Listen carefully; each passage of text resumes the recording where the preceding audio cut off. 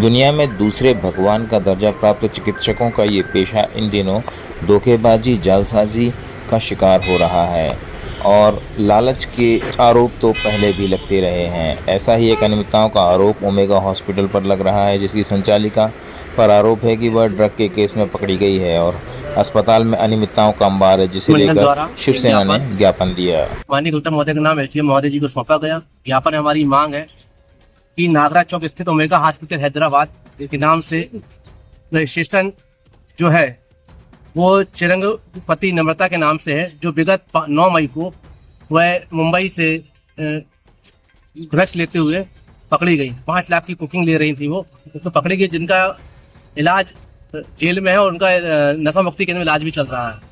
और ऐसी स्थिति पे जो ओमेगा हॉस्पिटल है हैदराबाद, इसका लाइसेंस तुरंत निरस्त किया जाना चाहिए। मगर अभी चल रहा है, किस थ्रू चल रहा है, किसके संरक्षण में चल रहा है, ये बहुत बड़ी सोचने का विषय है। ये जानकारी सभी लोगों को है कि परंतु अस्पताल बंद नहीं किया जा रहा और उस अस्पताल में कई प्रकार की अनियमितताएं हैं। जैसे ट्रांसफार्मर जो 33 kV का ट्रांसफार्मर बिल्डिंग के बाजू से लगा हुआ है और वहां पर किसी प्रकार की दुर्घटना घट सकती है, बड़ी जनहानि हो सकती है, मगर प्रशासन इस ओर ध्यान नहीं दे रहा। और वहां पर जो अग्नि का जो सुविधा है वो भी वहां पर जो फायर एनओसी जो है वो भी फर्जी तरीके से, वहां पे बहुत सी अनियमितताएं, और अपने आईसीयू में जो इंसुलेट रखा जाता वो भी वहां पर नहीं है। और जिस तरीके से कीमो की थेरेपी दी जाती वो मशीन में, जबकि जबलपुर का सबसे बड़ा हॉस्पिटल के नाम पे वो फेमस किया जा रहा है, जबकि वहाँ कैंसर का इलाज होता है, मगर वहां पर इलाज के नाम पर सुविधा नहीं है और लाइसेंस तुरंत निरस्त किया जाना चाहिए। जय शिवसेना जबलपुर की। शिवसेना मध्य प्रदेश के जो प्रदेश उपाध्यक्ष हैं श्री शैलेंद्र बारी जी, उनके साथियों ने एक ज्ञापन मुझे दिया है।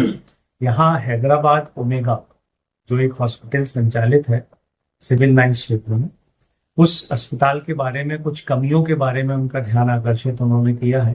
कुछ कमियां बताई हैं, जैसे उन्होंने बताया कि वहाँ की जो डायरेक्टर हैं उन पर कोई लीगल ऑफेंस हुआ है साउथ में किसी जगह, और शायद वो गिरफ्तार होके, और गिरफ्तारी भी उनकी हुई है।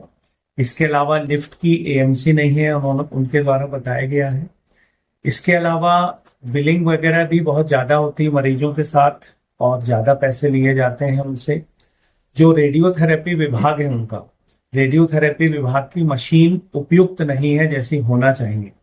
इसके अलावा उन लोगों ने बताया कि उस क्षेत्र में बहुत निकट एक पेट्रोल पंप भी है, तो ये पेट्रोल पंप एक खतरा है, जहां आग लगने से अस्पताल में भी बहुत सी मुश्किल हो सकती है। एक ट्रांसफार्मर है वहां बड़ा, वो ट्रांसफार्मर भी कभी ब्लास्ट होगा तो अस्पताल को नुकसान होगा, जिससे उसमें भर्ती मरीज और उनके परिजन को भी नुकसान हो सकता है। तो जो बिंदु आपने बताए हैं उस बारे में हम अस्पताल को कल ही एक नोटिस जारी करेंगे, और नोटिस के जवाब के बाद यदि संतोषप्रद जवाब नहीं होता है तो उस पर जो आगे की कार्यवाही की जा सकती है, जैसे उसका रजिस्ट्रेशन आदि के निरस्तीकरण की कार्यवाही फिर की जाएगी। ठीक।